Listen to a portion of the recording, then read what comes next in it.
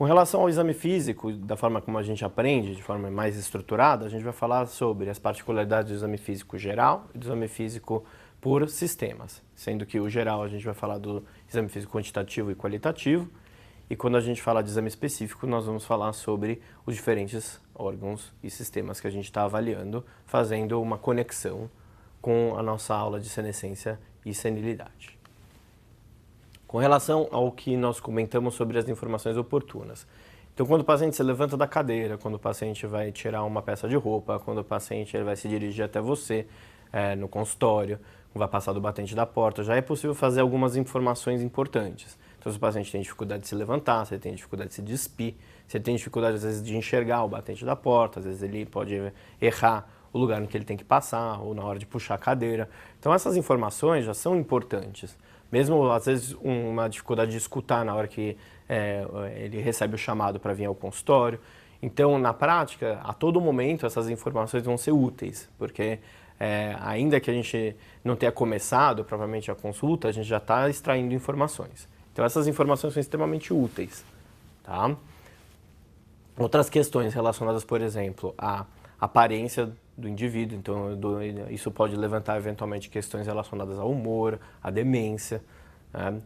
Não falando do exame físico propriamente dito, mas quando a gente fala em algum momento da análise dos exames laboratoriais, em que você vê que o paciente encontra-se num bom momento controlado das suas comorbidades e depois ele passa a não ter mais o controle, eventualmente isso pode denotar que ele está deprimido, ou que ele tem alguma síndrome demencial, ou que aconteceu alguma coisa. Então, toda vez que você observa alguma informação, ainda que o idoso não tenha se queixado, isso vale a pena de ser acrescentado como informação útil. Então, é por isso que a gente começa a nossa aula falando um pouco sobre isso. A gente tem que estar atento a essas informações que vêm, às vezes, sem a gente estar esperando. Com relação ao exame físico geral quantitativo, que é a aferição da pressão, do pulso, a frequência cardíaca, a frequência respiratória, das circunferências. A gente tem algumas particularidades que alguns autores destacam. Por exemplo, quando a gente faz o índice de massa corpórea, o IMC, quando a gente está na população mais jovem, né, normalmente o corte de sobrepeso é 25. E no idoso a gente tem uma certa leniência nesse sentido por alterações da própria composição corporal. Então, a gente considera um idoso eutrófico até 27, o que num jovem já seria considerado sobrepeso. Com relação, por exemplo, à temperatura, existem autores, isso aí não é algo 100% consagrado, mas que dizem que você deveria considerar uma temperatura basal um pouco diferente para o idoso. A depender da década de vida, você poderia considerar eventualmente uma redução da sua temperatura basal. E isso também mudaria, por exemplo, o seu parâmetro de febre. Outro aspecto importante é que a gente tem que destacar que, embora o idoso, por exemplo, ele tenha aquela dificuldade de fazer taquicardia, ainda assim, a frequência cardíaca considerada normal para o idoso é a mesma do jovem. E a frequência respiratória, mesma coisa. Tá? Só que um fenômeno que às vezes acontece, que a gente pode eventualmente destacar quando a gente examina esse idoso, ou seja, isso pode vir espontaneamente ou pode vir num achado de exame físico sem repercussão, é a hipotensão postural. E o que é a hipotensão postural? É uma variação muito grande da pressão sistólica para a pressão diastólica. Isso em duas posições diferentes, deitado e em pé. Então, isso pode, eventualmente, ser a causa, por exemplo, de uma tontura ou de alguma queda. Então, quando existe tontura e quando existe queda, isso é uma avaliação obrigatória. Eventualmente, você pode testar para averiguar se esse idoso tem algum tipo de desautonomia, se ele tem algum tipo de dificuldade de controle pressórico, que pode ser medicamentoso ou não, mas a forma correta de se fazer essa avaliação é importante. Então, a gente destaca aqui, nesse momento da aula, a forma de se aferir a pressão em duas posições. Então, primeiro se deita o doente, tem que se deixar esse doente deitado pelo menos 3 minutos, aí sim vai se aferir a pressão.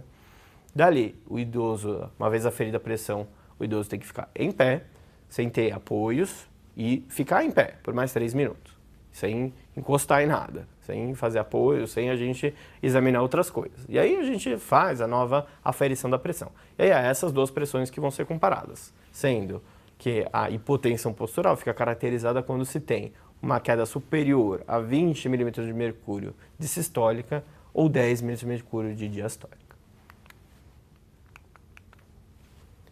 Outra particularidade, quando a gente fala de aferição de pressão, muitas vezes o examinador ele se depara com uma particularidade que é uma discrepância muito grande da pressão sistólica para a pressão diastólica. Então, valores de 180 por 50, 200 por 80, quer dizer, valores muito altos de uma e versus valores muito baixos ou valores considerados normais na outra. Isso pode encontrar a sua causa na própria fisiopatologia do enrijecimento das artérias que a gente discutiu na aula de senescência e senilidade. Então, o idoso que tem as artérias mais rígidas, com menos elasticidade, às vezes até calcificadas, sofrem a ação dessa onda de pulso e também, no momento em que a gente vai aferir a pressão de forma indireta, que é o manguito, da forma como a gente conhece, a gente está comprimindo de forma extrínseca uma artéria que já é mais rígida. E dessa forma a gente está superestimando a pressão sistólica, ou seja, a gente deveria ter uma artéria no mínimo mais colabada quando a gente insufla o manguito, só que por conta da rigidez dessa artéria, essa artéria permanece aberta às custas da sua estrutura, né, mais calcificada. E por isso a pressão sistólica acaba sendo superestimada. A isso a gente chama de pseudo-hipertensão. Nesse caso, como a gente pode diagnosticar a pseudo-hipertensão? A gente faz uma manobra conhecida como manobra de Osler. Isso significa insuflado o manguito acima do valor que é considerado a pressão sistólica ferida, ou seja, nesse momento acontece a abolição do pulso distal em relação ao manguito e é feita a palpação da artéria radial, da artéria braquial, que não deveria ser possível na medida que ela está colabada. Acontece que quando você tem a pseudohipertensão e você tem, portanto, uma artéria mais rígida, você consegue palpar.